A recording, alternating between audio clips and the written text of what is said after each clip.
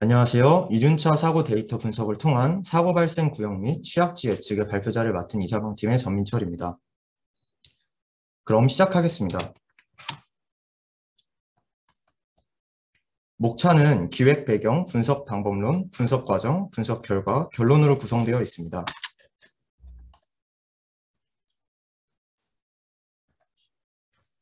기획 배경입니다.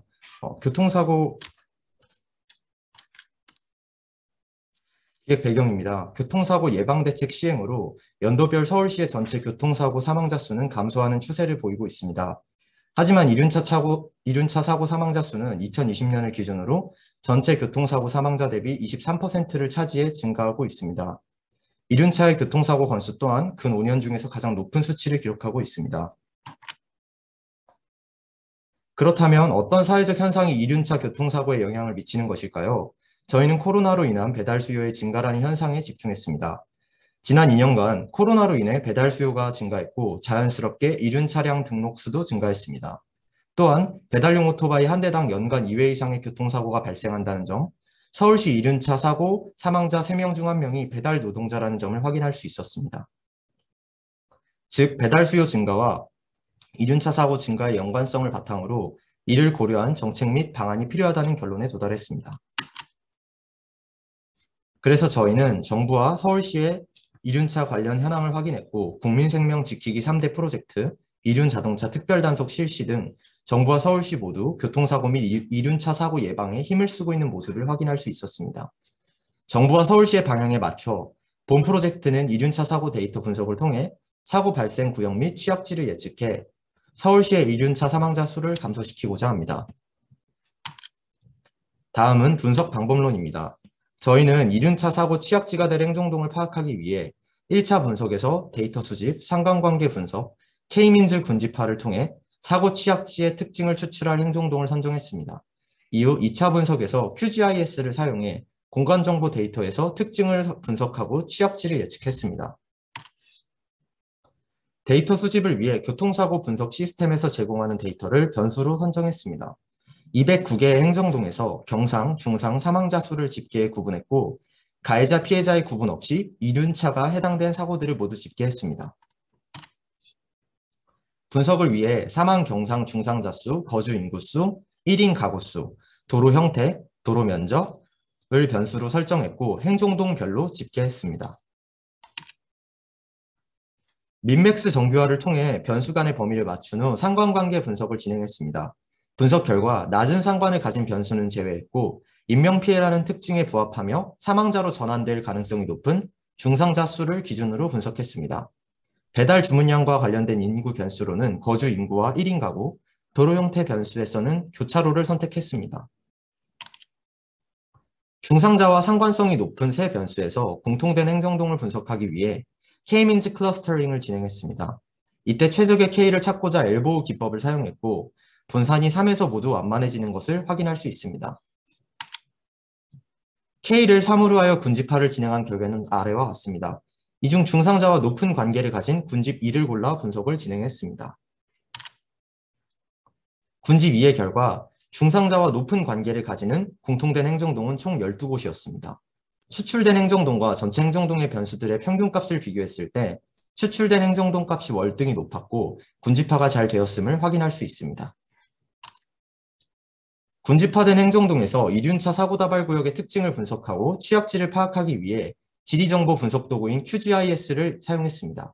우선 군집 2의 행정동에서의 이륜차 사고다발 구역의 위치를 표현했습니다. 저희는 이륜차 사고에 영향을 주는 외부 환경의 특징이 지역과 상관없이 유사할 것이라는 가정하에 분석을 진행했습니다. 외부 환경의 특징이란 발생 지점으로부터 특정 반경 안에 포함되는 건축물과 교통시설물들로 정의했습니다. 건축물과 교통시설물을 선택한 이유는 이후의 슬라이드에서 설명하겠습니다. 저희는 QGIS에서 외부 환경의 특징을 담은 버퍼를 만들었습니다. 버퍼란 사고 발생 지점을 중심으로 만든 원입니다. 사고 다발 구역의 발생 건수를 5단계로 나눴고 건수에 따른 가중치를 두기 위해 건수가 늘어나는 만큼 버퍼의 반지름을 늘려 분석했습니다. 우측의 그림은 버퍼 안에 있는 단독주택, 공동주택, 횡단보도, 신호등의 위치 정보를 시각화한 일부 결과입니다. 본 그림은 분석 결과 중 하나로 면목동에서 발생한 3에서 5건, 6에서 9건의 버퍼 생성 결과입니다. 횡단보도는 노란색, 신호등은 초록색, 단독주택과 공동주택을 합친 건축물은 회색으로 나타났습니다. 군집화 변수로 사용한 거주인구 1인 가구 교차로가 어떻게 건축물, 신호등, 횡단보도 변수로 적용되었는지 설명하겠습니다. 저희는 교통사고의 원인이 신호 위반 및 정지선 위반과 많은 통행량이라는 선행 연구를 참고해 교통시설물의 일부인 신호등과 횡단보도가 사고의 분석 요소로 사용할 수 있다고 판단했습니다.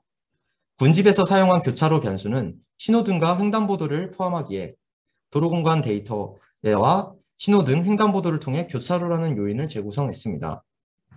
다음으로 1인 가구와 거주인구라는 변수는 통계청의 조사 결과인 1인 가구의 80%가 단독주택, 다세대 주택, 아파트에 거주한다는 통계를 감안해 공동주택과 단독주택으로 재구성했습니다.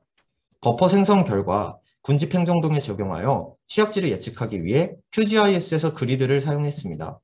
그리드는 공간을 정사각형의 격자로 나누는 것을 의미합니다. 버퍼는 사고 건수에 맞춰 반경이 달라집니다. 따라서 버퍼별 그리드도 커지게 됩니다. 그리드가 커질수록 취약지로 선택될 영역은 넓어져 세부적인 취약지의 공간 분석에 적합하지 않습니다. 따라서 100 곱하기 100m의 최소 단위 그리드에서 사고 발생의 특징을 분석했습니다. 이에 저희는 위험군을 추출하기 위해 사고 발생 원인을 파악하고자 했습니다. 3에서 5건이 발생한 버퍼처럼 사고 건수 자체는 적지만 버퍼의 개수가 가장 많이 발생한 그룹의 특징을 이용했습니다. 여기서 해당 특징은 3에서 5건의 버퍼 안에 존재하는 공동주택, 단독주택, 신호등, 횡단보도 숫자의 평균을 의미합니다. 따라서 만약 어떤 그리드가 3에서 5건 버퍼의 단독주택, 공동주택, 신호등, 횡단보도 개수의 평균을 넘긴다면 그만큼 사고에 영향을 줄 수 있는 각각의 지표값이 크다는 것을 의미하므로 위험군에 속하는 지역이라고 판단했습니다. 군집행정동 12곳에 대해 선택 그리드 내에 해당하는 특징의 숫자를 전체 그리드 내의 숫자로 나누는 정규화를 진행했고 특징별로 정규화된 값을 합산해 4구간으로 나누어 히트맵을 생성했습니다. 히트맵의 생성 결과 최상위 점수에 해당하는 구간에 강서구, 화곡1동, 구로구, 구로 3동, 구로 4동이 도출됐습니다. 본 그림은 전체 결과로 그리드별 색깔이 다른 것을 확인할 수 있습니다.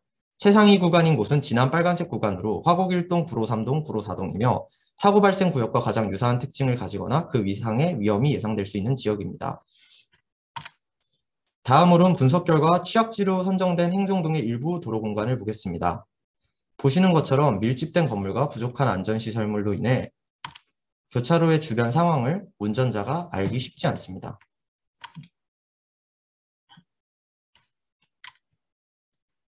분석 결과 사거리이면서 횡단보도와 신호등이 미비하거나 교차로가 많이 있음을 확인할 수 있습니다. 이는 운전자의 시야가 좁아지는 곳으로 주변의 교통 상황을 파악하기 어려워 보입니다. 이러한 곳을 행정동별로 파악하여 집중 관리한다면 이륜차 사망자 수 감소에 기여할 수 있을 것으로 생각됩니다. 다음은 기대 효과입니다. 본 프로젝트는 이륜차 사고와 관련 있는 배달 변수를 분석해 정책의 미흡한 부분에 도움을 줄 수 있습니다. 취약지 중심으로 LED 표시등, 가로등, 블록 거울을 설치해 한정된 예산에서 우선적으로 사각지대를 좁힐 수 있습니다. 더 나아가 사고 방지에 쓰이는 스마트 교차로 알림이를 설치해 긍정적인 효과도 기대할 수 있습니다. 분석 과정을 다른 지역에 적용해 타 지역의 취약지를 예측해 볼 수 있습니다. 마지막으로 QGIS 외에도 AI 기술을 활용해 분석한다면 더욱 정밀도 높은 취약지 예측을 할 수 있을 것으로 기대됩니다. 마지막으로 참고한 논문과 연구자료 그리고 분석 도구입니다. 사용 데이터는 해당 기관의 문의에 얻거나 공공 데이터를 취합하여 활용했습니다. 이상 발표를 마치겠습니다. 감사합니다.